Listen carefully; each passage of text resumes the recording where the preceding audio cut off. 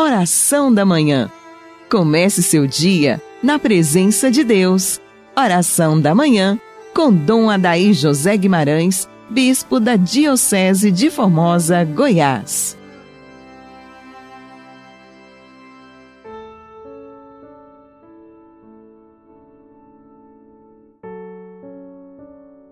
Em nome do Pai, do Filho e do Espírito Santo. Amém.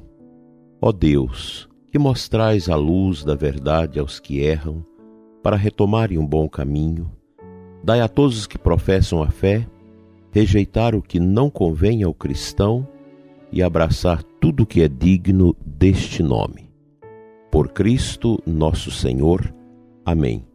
Que as almas dos fiéis defuntos, pela misericórdia de Deus, descansem em paz.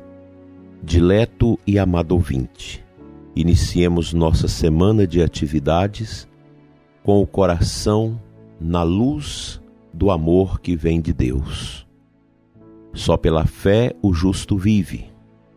O cristão é chamado a ser justo e a viver da fé. Quantos sofrimentos nós temos acolhidos nos últimos tempos, sobremaneira os sacerdotes que estão aí atendendo as pessoas, confessando as pessoas, visitando os doentes, acolhendo os sofredores, e a gente vê quanto sofrimento, quantas dificuldades as pessoas têm vivido neste tempo. O que eu digo para você que me escuta neste momento e que passa por tribulações, nós como cristãos temos a nossa dinâmica, a nossa metodologia de vida para conviver com as dificuldades e aprender com elas. Deus nos dá uma capacidade de sabedoria, e a sabedoria bíblica, a sabedoria que Deus nos concede, ela é muito maior do que todos os conhecimentos que nós podemos adquirir na escola, na universidade, nas leituras. Pois a sabedoria que Deus nos dá, ela é um dom do Espírito Santo, que vem do alto, que nos preenche por dentro, que nos dá esta força interior para compreender aquilo que parece incompreensível diante da lógica dos homens. A sabedoria que Deus nos dá, ela traz a lógica do próprio Deus. E a lógica dele é aquela que nós precisamos acolher, que é o entendimento, que é a ressignificação das coisas. Eu ouvia de um filho que perdeu a mãe e o pai em tão curto espaço de tempo, a mãe com a doença já degenerativa e o pai com a Covid. Ele, diante dos desafios de tudo que aconteceu, ele partilhava comigo a fé, o amor a Deus, o testemunho do meu pai e da minha mãe, a formação que eu recebi deles, me capacitaram para superar esta dificuldade. Isso é sabedoria de Deus. Você, diante dos mistérios da vida, dos sofrimentos, você tem aquela tranquilidade de alma para acolher as dores, à luz do mistério da paixão de Cristo, à sombra da cruz, e a gente vai adiante. A gente supera. Portanto, eu vejo que há uma grande opressão nesse mundo causado por essa peste medonha, que nós precisamos aprender a lidar com isso. Nós precisamos colocar a fé em ação, porque a fé me traz a sabedoria de Deus para compreender aquilo que eu não consigo compreender, que humanamente o meu lado humano não consegue entender, porque o orgulho me breca para compreender isso. O mundo nos oprime com toda esta realidade, com tudo de maldade que vem junto com a pandemia, as mentiras, as desolações, as incertezas. Então é preciso colocar a certeza da fé, a força da fé em ação. Nós temos esse tesouro que é a fé. toda a opressão que vem sobre as pessoas de Deus, elas precisam compreendê-las a partir da fé. É o que o povo de Israel viveu no Egito, a opressão terrível do faraó. Mas o povo entendeu aquilo a partir da fé e Moisés foi propondo todo o caminho da libertação. O novo Israel, que é a igreja, vive também esta opressão dos faraós desse tempo. Os que perseguem a igreja, uma mídia pagã, ateia, irresponsável, que dissemina todo um veneno contra a família, contra a fé, contra Deus. É o faraó desse tempo. É a nova ordem mundial que parece que só enxerga estas realidades cristãs que precisam ser destruídas, inclusive a família, propondo aborto, propondo ideologia de gênero.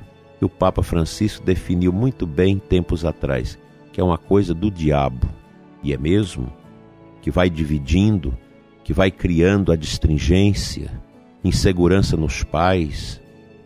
Nós cristãos precisamos tomar consciência de que as coisas de Deus são maiores do que essas ideologias. Eu vejo o nosso povo da igreja, gente que está aí comungando, gente que trabalha na comunicação, na educação, na cultura, que está aí conosco na igreja e que adere a essas ideias, que acolhe essas mentalidades pagãs profundamente nocivas à salvação das almas. Nós precisamos depurar o nosso interior, ter consciência da necessidade que nós precisamos buscar a verdade. A verdade é Cristo. A verdade não é Mao Tse-tung, não é Hitler, não é Karl Marx, não é Feuerbach, não é Durkheim, Max Weber, Engels. Não é esse povo que determina a verdade para nós, como Antônio Gramsci e tantos outros. A verdade é Cristo, meu prezado ouvinte.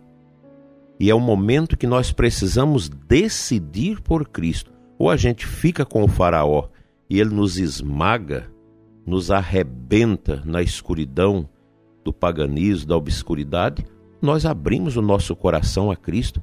Cristo é o mesmo ontem, hoje, sempre. Hebreus 13.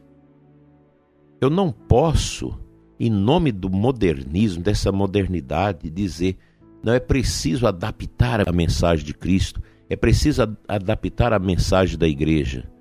Ora, isso é atropelar a verdade, é deixar que o nosso orgulho, os nossos desejos humanos de satisfação se imponha sobre a verdade que é Deus. A igreja tem a sua tradição fundamentada na palavra de Deus, no seu magistério, e que nós não podemos abdicar disso. Ah, porque o teólogo tal falou isso. Mas quem diz que todos os teólogos têm a verdade? O ministério do teólogo é um ministério de tentar compreender as coisas, mas o teólogo não tem autoridade para atropelar a verdade, para dizer que um dogma não tem valor. Nós não podemos nos ajuntar aos faraós desse tempo. Que Deus nos livre da opressão desse mundo, do paganismo, que quer tirar a candura da nossa fé e nos controlar num caminho de obscuridade, num caminho perigoso que vai nos jogar no calabouço da tristeza e da desolação. Vamos à palavra de Deus.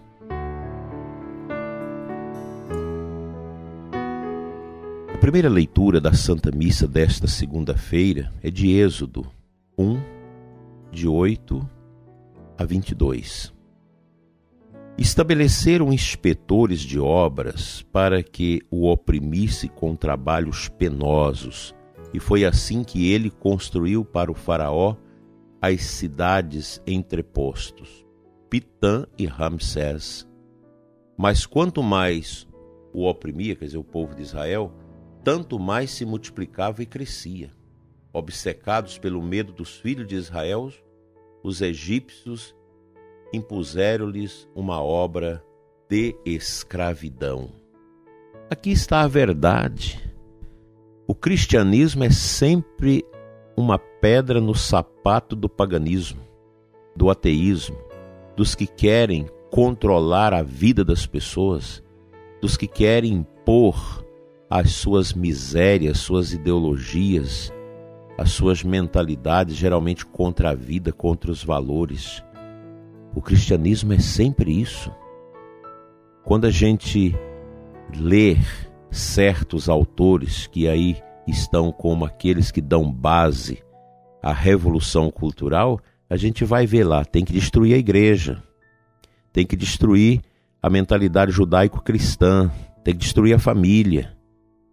E aí impõe à nossa sociedade todo o peso de comportamentos pecaminosos, incitando os jovens, as crianças, os adolescentes a um modo vivendes terrível. A gente vê cada coisa de comportamento, cada invenção que vai se fazendo no meio dos adolescentes da juventude, que são perversões para destruir os valores que seguram a vida e confere a felicidade ao coração da pessoa humana através da prática das virtudes e do bem. Assim, meu dileto ouvinte, eu te convido, vamos ler mais, vamos rezar mais. O momento é difícil, nós estamos vivendo. Há muita mentalidade estranha que quer se impor, que quer destruir aquilo que é a beleza da nossa existência. Tenhamos cuidado, tenhamos mais fé, mais oração, mais louvor, mais arrependimento dos pecados e um propósito profundo de conversão dos sentidos, conversão interior, conversão da mentalidade, para adequarmos o nosso coração a Ele, que na cruz fez o verdadeiro reset de todo este mundo, para que a vida ganhasse o seu verdadeiro sentido. Assim como o povo de Israel, liberto da escravidão do Egito, hoje nós, Igreja, Novo Israel, precisamos nos libertar desses faraós da mentira que propõem tanta coisa para destruir a família, inculcar a malícia nos nossos jovens e quebrar a inocência das nossas crianças. Que Deus nos livre de todos os males.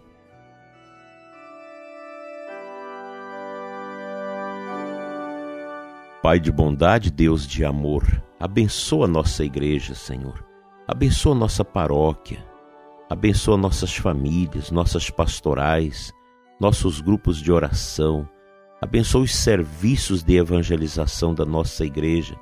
Abençoa, Senhor, o ouvinte que está afastado da comunhão, que está afastado da Santa Missa, da sua pastoral, por medo, obedecendo ao faraó desse tempo que quer tirar a fé do coração dos simples.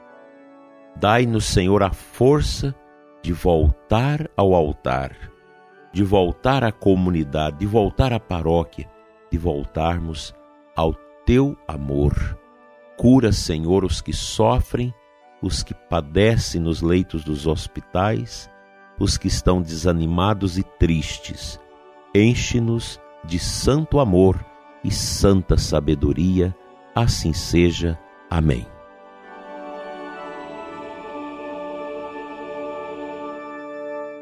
Pela intercessão da Virgem Maria, a Senhora das Vitórias e da Consolação, seja abençoado você, sua família, seu trabalho e seu dia, e o seu coração se transborde de fé. Em nome do Pai, do Filho e do Espírito Santo. Amém. Até amanhã, se Deus nos permitir.